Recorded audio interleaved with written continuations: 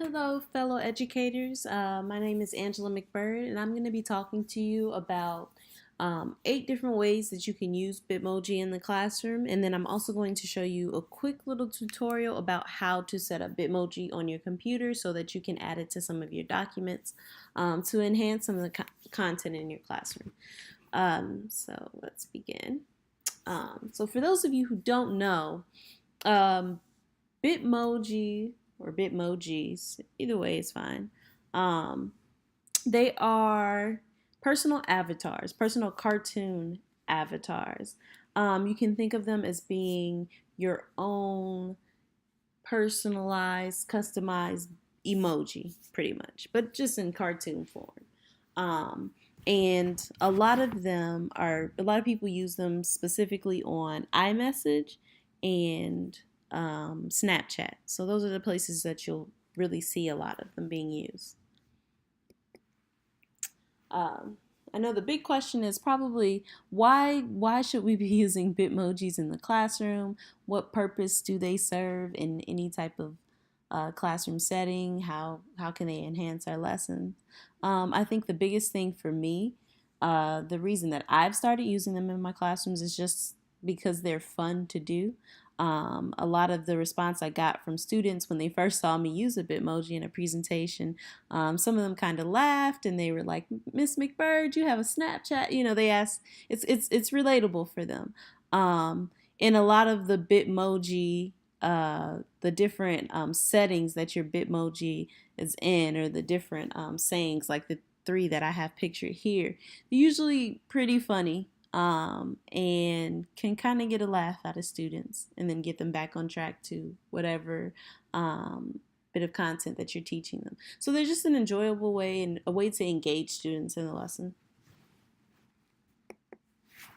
Okay, so let's get into our 8 ways of using Bitmoji in the classroom. So first way is we can use them as a tool for grading. Um, and as you see, there are 3 pictured: the A plus, nice work, the A plus, and then the F. I will say I haven't really used the F one. I've used the nice work and the A plus. I would encourage you, if you do use these Bitmoji, that you obviously attach some form of a description or a rubric of some sort that goes with the grade that was given to students. But these are just a really simple, straightforward way of giving students a grade in the class.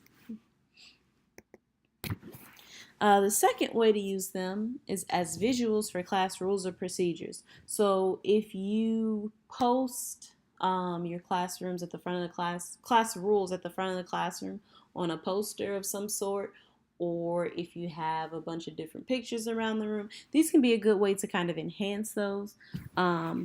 If you have the rule in your classroom, which I'm sure a lot of teachers have, be respectful, you could use this little respect Bitmoji. If you are a teacher of middle or high school students, and you want to stress the importance of getting to class on time, you could have this little be there soon Bitmoji. So these are just different ways that you can use your Bitmojis to enhance class rules and procedures. The third way is you can use them to give students instructions in your lesson.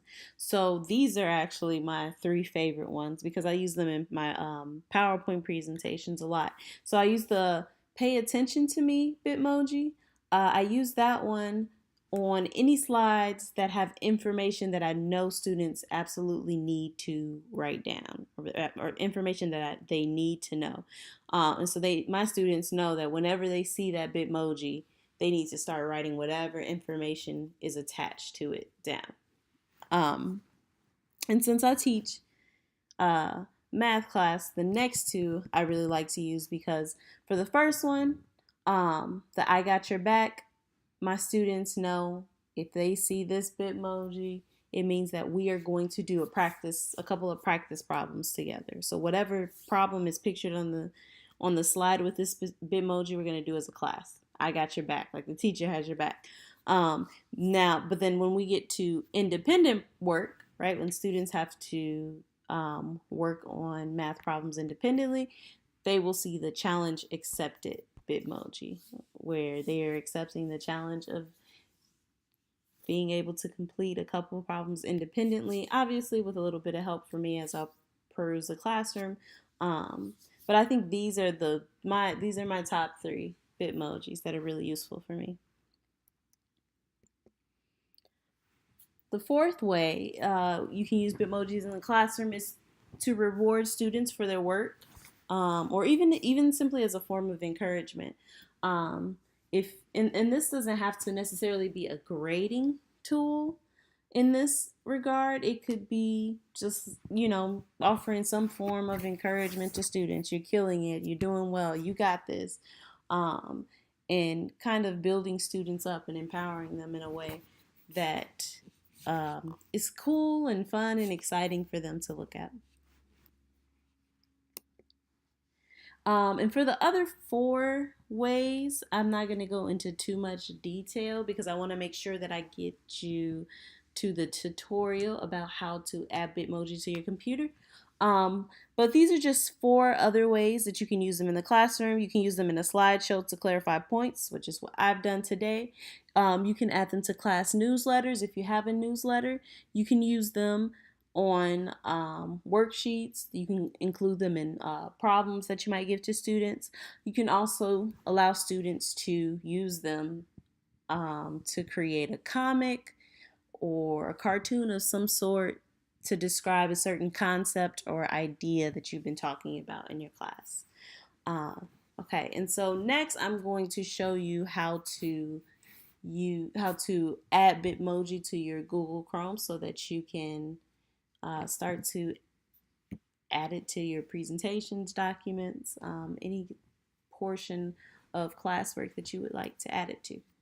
Okay, so in order to use Bitmoji on your computer, right, in order to add it to whatever documents you want to add it to, first you need to open up Google Chrome web browser. And then you need to go to the Chrome web store. So it's chrome.google.com/web store. Okay, and then you are going to type in Bitmoji. Click on Bitmoji, and then you can click Add to Chrome, and it's going to add it as an extension to your Google Chrome, and it'll appear as an extension up here on the right side of the taskbar.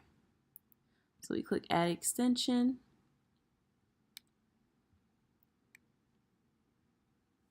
And then I'm just going to go, I could go back for a second. Let's see.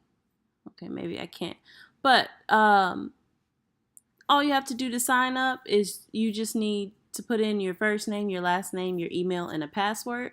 There is an option to sign up with a Facebook account, but it hasn't been working, I guess, on the site. It's down right now. So you just sign up with whatever email you use, whatever works. And then we're going to do a quick setup of a Bitmoji. So I'll click female. And then you have two options. You can do Bitmoji style or Bitstrip style. I generally go with Bitmoji style. I just like the way it looks more. It's a little more cartoonish, the big eyes and everything. So I click Bitmoji style. And I'm just going to click whichever face I think looks most like me. Right? And you don't want to hit save avatar yet. So you want to start up here. We start with face shape. Now you can go through these this way, where you click here and then you just click through if you want to skip ahead, or you can click through this way with the arrows and it'll take you through each of the steps. Okay, so I've set up skin tone, hair color, I'll leave the same.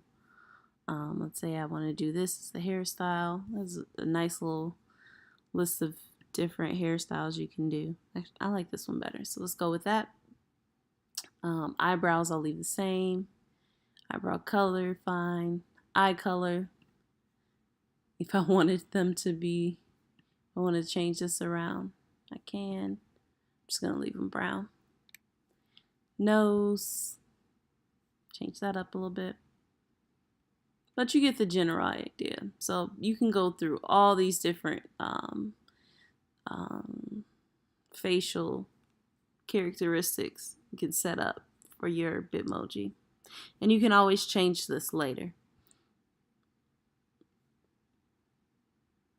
Like it's very detailed. It's kind of like The Sims almost, if you know what that game is. And then you can just pick an outfit. This is perfect if, I guess, if you're a gym teacher or PE teacher and you want to do something like that. I'll just stick to, where's the one I'll do this one. Outfit, and then you click save. Now it gives you directions on here, but I'm still going to show you all how to do this. So what you can do, here's Bitmoji up here in the top right corner. So what I'm going to do is I'm going to go into my Google Drive and I am going to open a slide sheet. Okay. Now you don't have to use Google Slides. You can use PowerPoint if you have it on your computer, or Keynote, or whatever other bit of software you use to create documents or slideshows, presentations like that. I'm just showing you a quick way that you can add these Bitmojis in. So go back here. So you should have the extension pop up here, and I'm just going to click on that extension, and these are the newest Bitmojis. And these are actually pretty cool. I need to take a minute and look through some of these. But you can also search different words, or they have some presets on here that you can click on. You can also click through, like, okay, so the heart eyes are usually the I love you, I miss you, those kind of Bitmojis. These are the happy ones. These are the ones that are kind of like, you know, I'm in an okay kind of mood. These are the party ones. But I'm gonna go with this one. So literally. So you don't want to just click on it, but if you do click on it, it tells you to copy the image. So what you want to do is you want to right click the image and hit, well, there are two options. You can hit save image as, or you can copy the image. It's up to you which one you want to do. If you want to copy the image, you can paste it directly into your slide. Okay, so there's my literally Bitmoji. So let's take another one. Iconic. I like that one.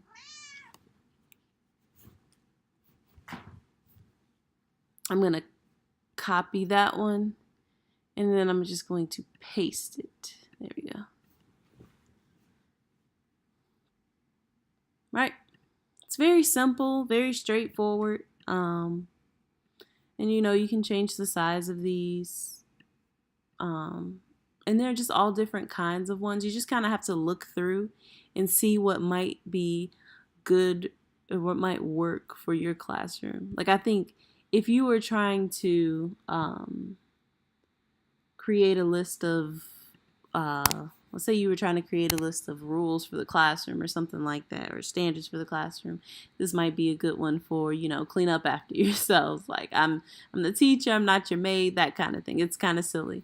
Yeah, it's just a matter of going through a lot of these and just figuring out which ones would be perfect for documents that you're making or slideshows that you're making, any homework assignments that you want to send out to students. And you can use these in Google Classroom as well, just because they're easy to copy and paste.